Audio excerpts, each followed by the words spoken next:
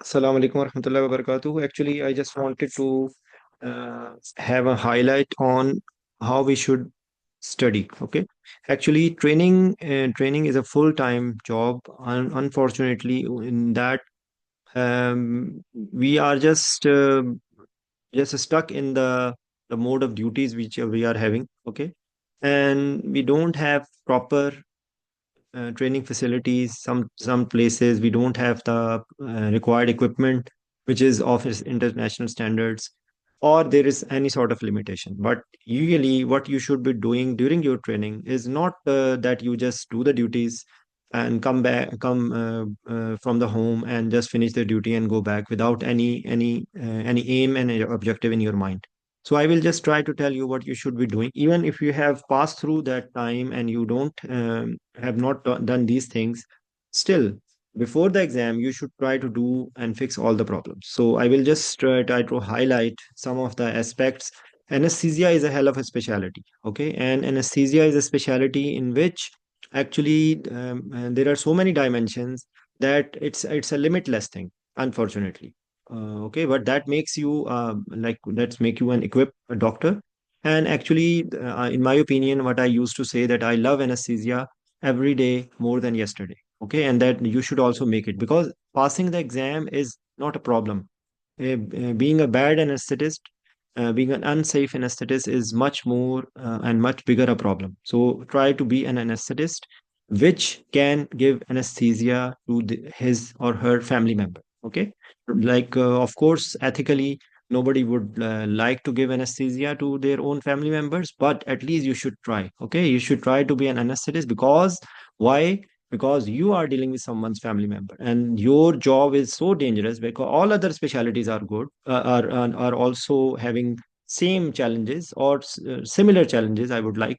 But the thing is that in anesthesia you should know everything, and otherwise you will fault. And I give an example that if someone goes to a beauty parlor and have a makeup on half of the face or full of the face, but few spots are missing, the face would not look good. So that is the same symbolism. I would like you to know that anesthesia is not, again I repeat, anesthesia is not in written in one book.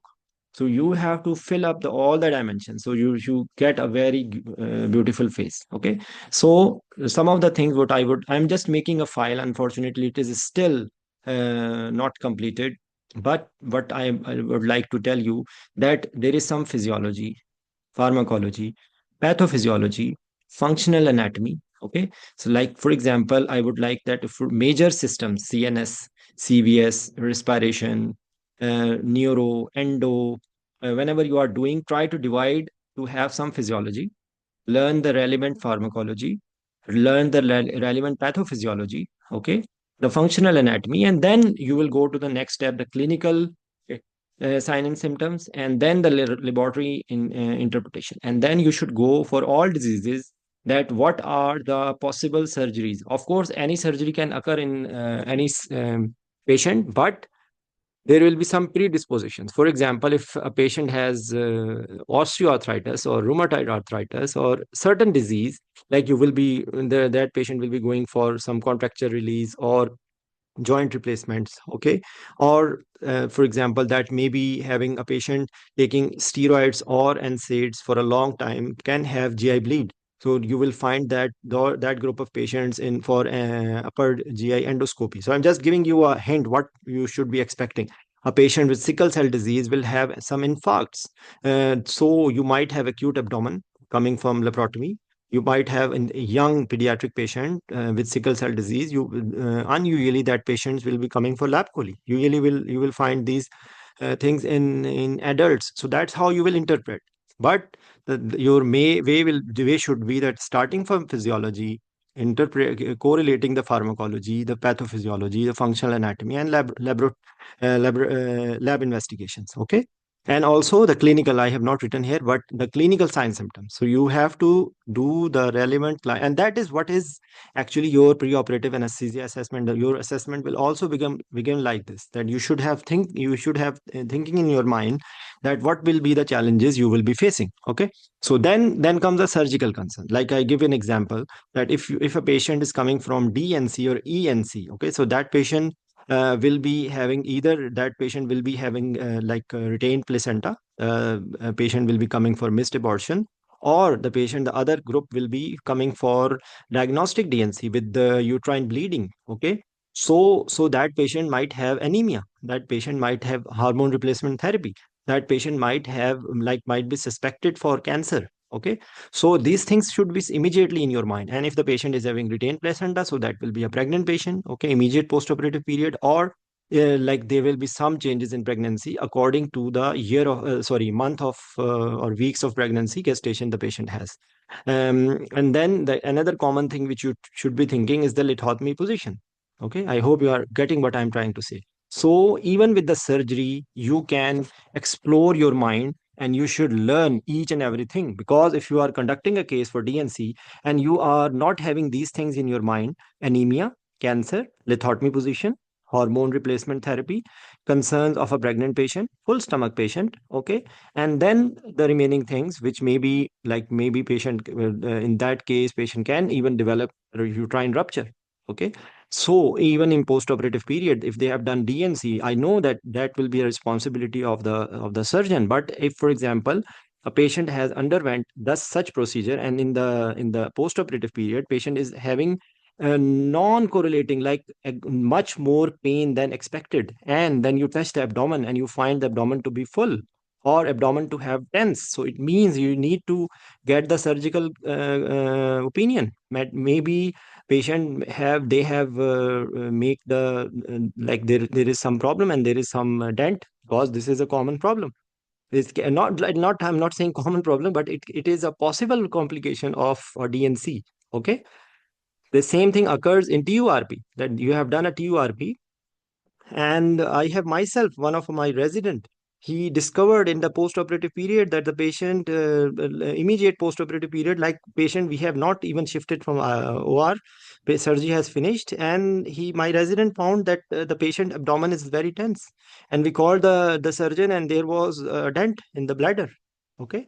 So I'm just giving you insight that whenever you are doing any surgery, you should be focusing on the concerns which are important for you. Okay, I know that these are, just tell me now, I have a question: in which book these things are written? Okay, you have to made your mind and you will have to do some discussions for that. And for that, believe me, whosoever is listening to me, I am just a message away. I have dedicated my life for all of you, and I want whatever Allah has blessed on me, I want to spread the knowledge. Okay, so like this is my message, because unfortunately in our system, a number of times we are just given a vision: please pass the exam, the knowledge, you have all the time in your life to fill in the knowledge. No, this is wrong. This is wrong. I'm really sorry. This is totally inhuman approach. Yes, passing the exams is important, but passing the exam without any understanding, again, remember this thing in your mind: would you like your mother to be anesthetized by a person who does not know anything and he has passed the exam? Ask yourself. Ask yourself.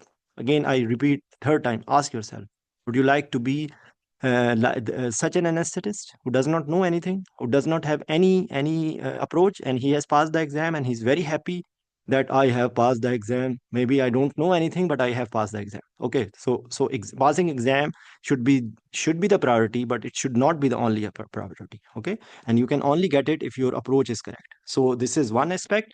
Always look for equipment. Okay, you can divide the equipment: pulse oximeter, end-tidal CO2, scavenging, humidification. I'm trying to make a list. You can see over here, I'm making a list. I would try to finish it, but you can make your own lists. This is, don't wait for me to finish this. You can make your own list. You can just take the concept and try to do. Similarly, monitoring, equipment and monitoring, actually. So these are actually Similar things. So you can make a list of equipments, anesthesia equipment, surgical equipments, which we are using. Never events. I have just written here some of the never events. Wrong side medication, wrong concentration, wrong dose, wrong patient, wrong blood, drug extravasation. Something is broken inside, gauze remaining missing. So this is actually never events, events in anesthesia. I have discussed you can find in my YouTube channel. I did a session on never events. Okay, so and by the way, my YouTube channel is not monetized. It's not for earning any money. It's all for supporting my specialty. Okay, so similarly, out of OR, there are certain things which you will be doing out of OR. So make it a separate entity like endoscopy, MRI, radiation. Okay. Similarly, like there is a dedicated lithotripsy unit also where they are doing lithotripsy and also minor urological procedures like putting the like digestant and removal of digestant. There in some hospitals there is a specific also day surgery unit. I know that day surgery unit is like an OR, but actually the concerns, the protocols, the system of day surgery is different from the rest of the OR. Okay. Then comes the practical skills. You can see that there are so many practical skills you should be needing. It starting from the lines to the regional anesthesia for the pain procedures for the like and the thing which is now a future is POCUS. Okay, POCUS is the future, point of care ultrasound. So whosoever have the chance to learn, please do learn, and whosoever can afford, they should buy their own ultrasound probe. I know that it's difficult, but the investment which you do for learning, remember one thing, innamal a'malu binniyat, your intentions govern your goals, and your intentions make you a good human being, a good person for people around you. Okay, so this is worth an investment. So that is another thing which you should be doing. Okay, and then, of course, the steps of anesthesia, you should be focusing how to induce a patient. So there are so many things which you should be knowing, that what patients need an invasive monitoring before induction of anesthesia, what patient needs IV induction, what patient needs inhalational induction, what patient needs specific titrated things, some like there may be crash induction. So these are the things. Similarly, maintenance, blunting of stress response, anxiolysis, pre-medication, preemptive analgesia, okay? Then fluid management, like which you should be doing and which you should not be using. So that is what all of this is what is called as anesthesia planning, okay?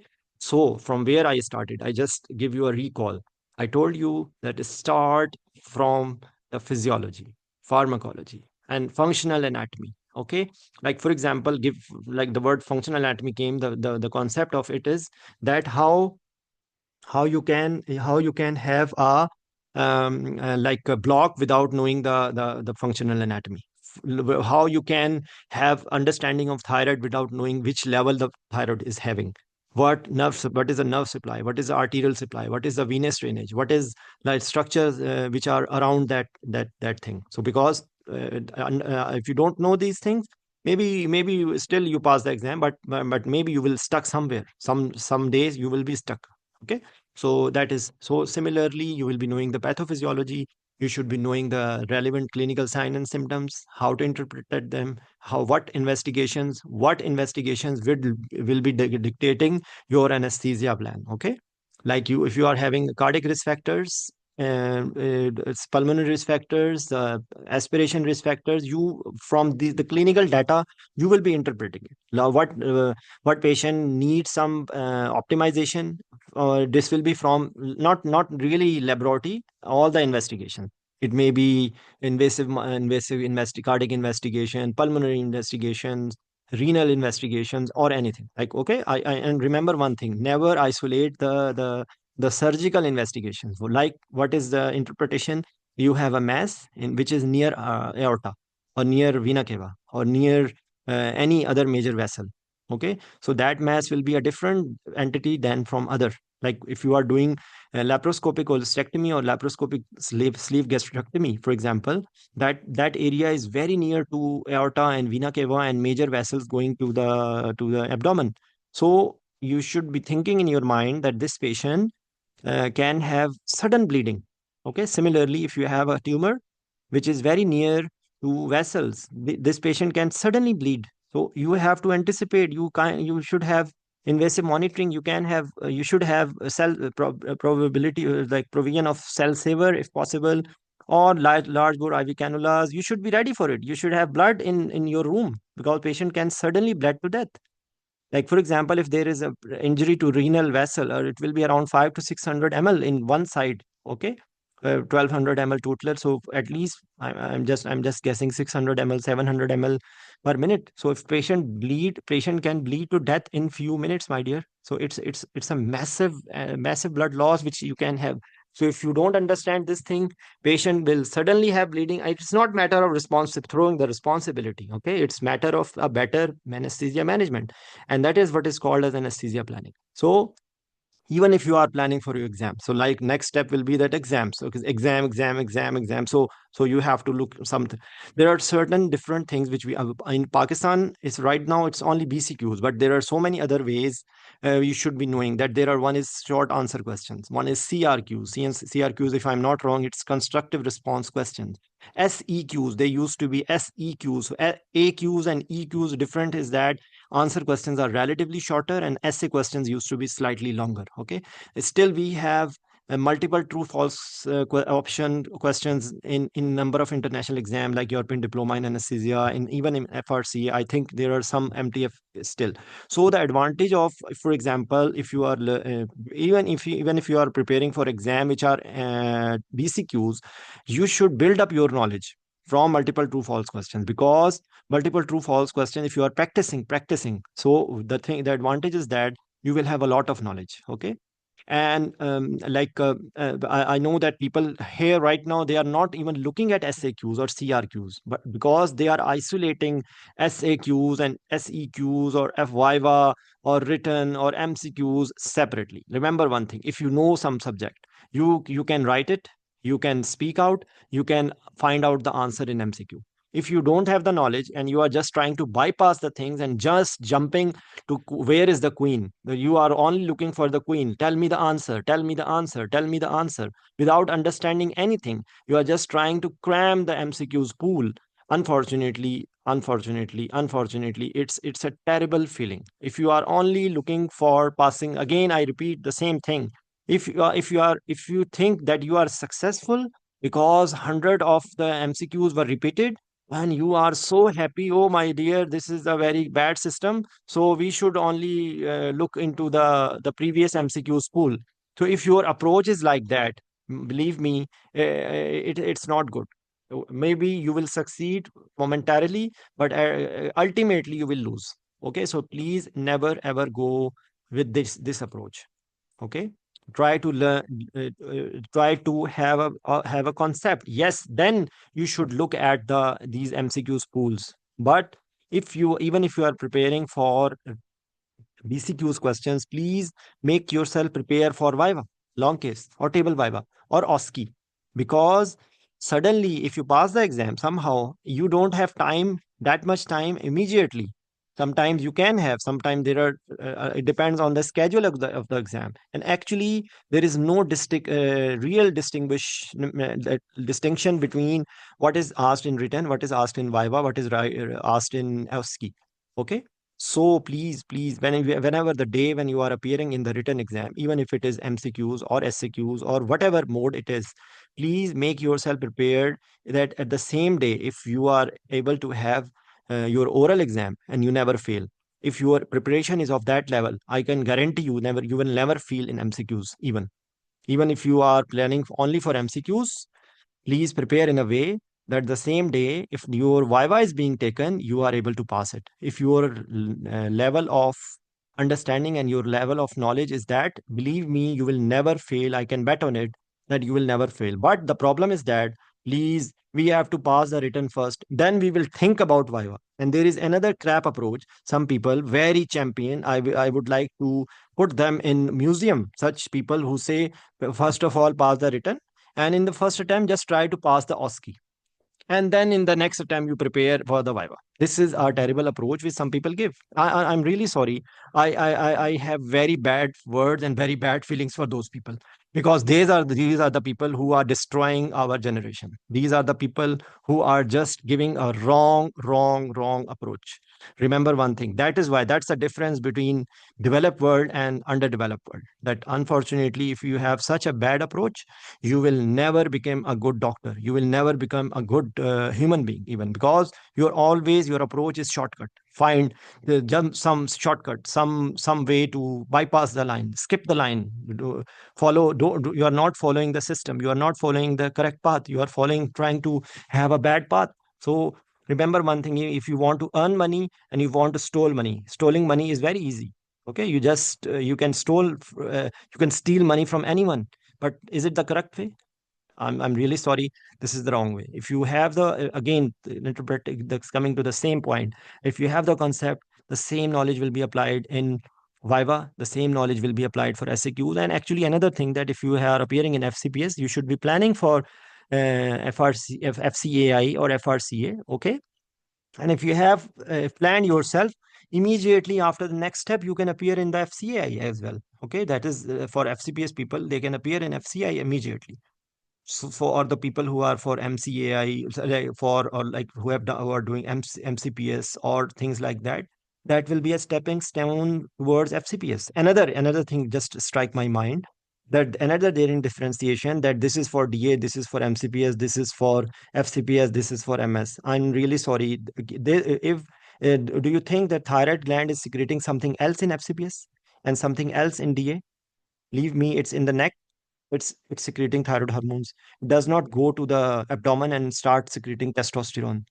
Please come out of it. There is no clear distinction. Yes, maybe the level of difficulty will be more in FCPS, but still, I will tell you something. In MCPS or DA or even MS, I think, because the problem is that sometimes they are asking the basic science more so in MCPS or DA, because there is no entry exam for MCPS. So they have to finish almost the same things in 2 years, and they are being asked basic sciences in their exam as well. Yes, maybe the level of difficulty will be different, but prepare yourself for FCPS, and I can guarantee you, none of your exam will fail. If you think that there is a difference, I'm sorry, this can drag you into a big problem. So whenever you are preparing, prepare for Viva at the same time, prepare for FCPS at the same time, and you will never fail in MCPS. You will never fail in DA. You are appearing in the written, and you are preparing yourself full, complete package: physiology, pharmacology, anatomy, pathophysiology, clinical interpretation, monitoring, equipment, anesthesia steps, skills. I can guarantee you that you will never fail in any exam. Okay, and at the end of the day, you will be a very good anesthetist. That's the purpose of my this small talk. I hope you understand. I'm trying to make this file, and hopefully one day I will be able to write everything. All of it is, I'm not copy pasting it. I'm thinking and writing.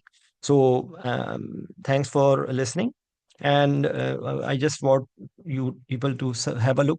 Just this is a folder in which there are some things I have just capitulate. But again, the problem is that you try to follow it, and this is written by me. This can have a lot of mistakes. Okay, so don't copy it, follow it like without any understanding. These are some surgical concern, that for any surgery you should be knowing the reason of surgery, you should be knowing the possibilities which can have. There is certain things which you know, and I have chalked out here the list of possible surgeries. This is have like approach how you prepare yourself for any case. Okay, this related to the surgery, related to the diagnosis of the diseases, and then you have to chalk out any risk, like you have to rule out, look for the cardiac risk factors, pulmonary risk factors, renal risk factors, aspiration risk, PONV risk, airway management, special monitoring, as I have discussed with you. Like for example, if patient is taking steroids, he is at risk of GI bleeding. He's at risk of renal problems. He's at risk of problems related to steroid. The patient is taking NSAIDs. The patient can have renal problems. The patient can have again the GI bleeding. The patient can so you have to identify the risk. Patient is smoker. Patient has low albumin. This is a pulmonary risk. Patient is smoker. Patient is having hypertension. Patient is having diabetes. This is a cardiac risk. I'm just giving an example. Patient is female gender. Patient is having any surgery in which vagus nerve is involved. Patient is taking you have to give opioids. You have previous history of PNV. Okay, non-smoker. These are all PNV risk. So similar, like you can so make your evaluation. Then you have to do the risk stratification, risk assessment and stratification, optimization, anticipation of complications, planning all the anesthesia steps, and then you have to prepare like that. Okay. So that is how you should be. This is another paper. This is with reference to the investigation. You should be knowing how to interpret different investigations. Okay. This is again, I tell you, this is full of mistakes. It can have a lot of things which you can be added. Okay. So I'm just giving an idea, and you can add it. You can make in your own make your own concept about it. Okay. So thank you very much. I just wanted to highlight some of the special points. If anyone wants to ask anything, I'm just a message away. Thank you.